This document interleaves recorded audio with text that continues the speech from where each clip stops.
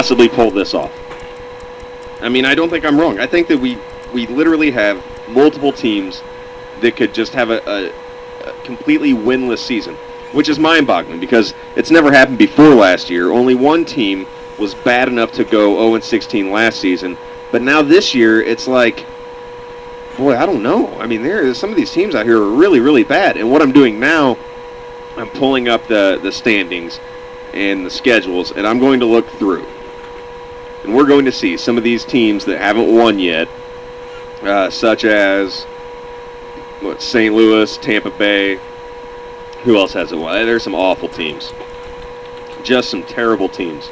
And we'll look forward at their schedule and see if they have any winnable games on their schedule. Because I remember specifically halfway through last season, we were doing Fantasy Football 101. And of course, Fantasy Football 101 is myself, Adam Stark, Mark Graham, Nick Arelli, and we do it Sports Radio 1450 every Saturday at 8 o'clock. And we were wrapping up our show. Sam Madonia comes in after us and does his show. And he came in and he said, it was about halfway through the season, he said, boy, any chance my Lions pick up a win before the end of the season? And he said, surely they can't go completely winless. And I remember specifically saying, yes, they can. And I was right, because I was looking forward at the schedule, and they didn't have any winnable games. I mean, they just didn't have any winnable games. So right now, the 4 teams in the league that are completely winless, that are 0-5, or, they're all 0-5. There's 4 teams. Kansas City Chiefs, Tennessee Titans, Tampa Bay Buccaneers, St. Louis Rams. And so what we'll do real fast is go through the schedule from here on out for each of these teams and see if any of them can pull off a win. That is, I mean, it's hard to believe. I'm looking at Tennessee's, and they're not going to go winless.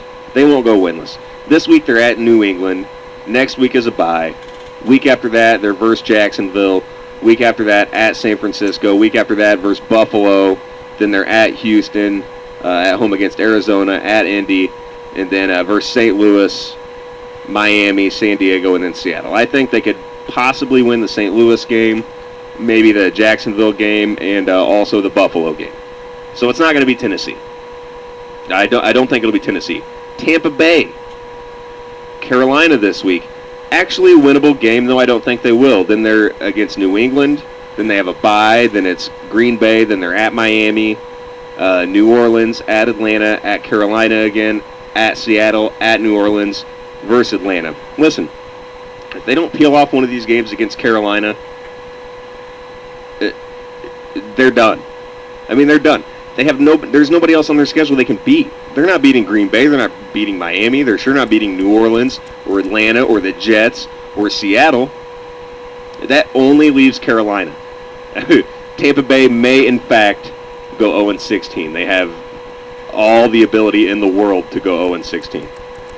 I mean, no problem. St. Louis. Now this week, St. Louis at Jacksonville. I mean, you could say that's a winnable game, but I almost think St. Louis is even worse than Jacksonville, and Jacksonville's really bad. So they're Jacksonville, then they're against Indy, then they're at Detroit, New Orleans, Arizona, Seattle, at Chicago, at Tennessee, Houston, Arizona, and San Fran. St. Louis may beat Detroit on November the 1st. They may beat Detroit. But looking at this schedule, if they don't get this win against Jacksonville, they're not going to win again. I don't think they can beat Tennessee. I think Tennessee's better than St. Louis. And they do run into Tennessee later in the year, but I think that Tennessee's better than St. Louis. They're a better 0-5 than St. Louis. So I think St. Louis reasonably has a chance to go 0-16 right alongside Tampa Bay. That's incredible. It's totally feasible. And the thing about it that makes it amazing is that it never happened before last season, and now it's got every possibility of happening to multiple teams this season. I mean, it's blowing my mind. I'm trying to find Kansas City. But Forget how the alphabet works. Okay.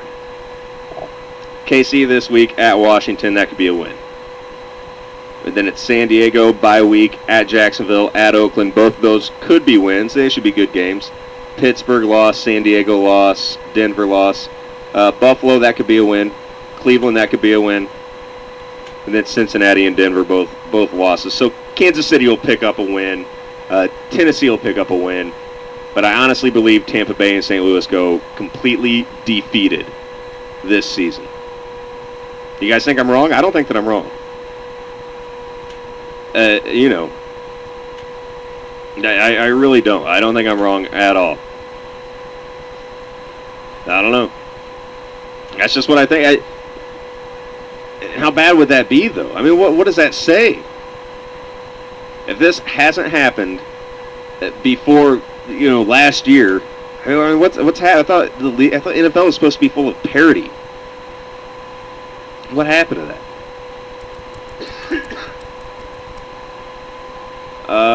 Oakland's 1-4. Mike says in Oakland, but Oakland's won a game already.